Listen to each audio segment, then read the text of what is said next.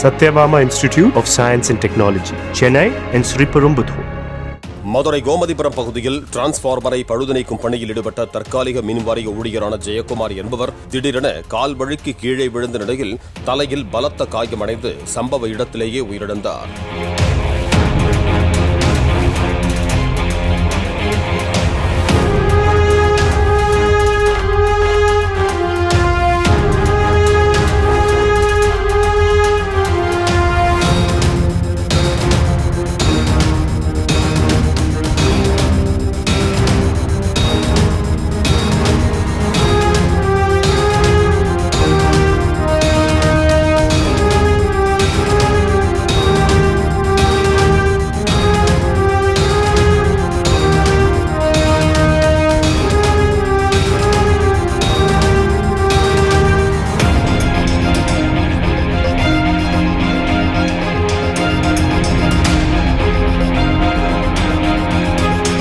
Satyabama Institute of Science and Technology, Chennai and Sriperumbudur.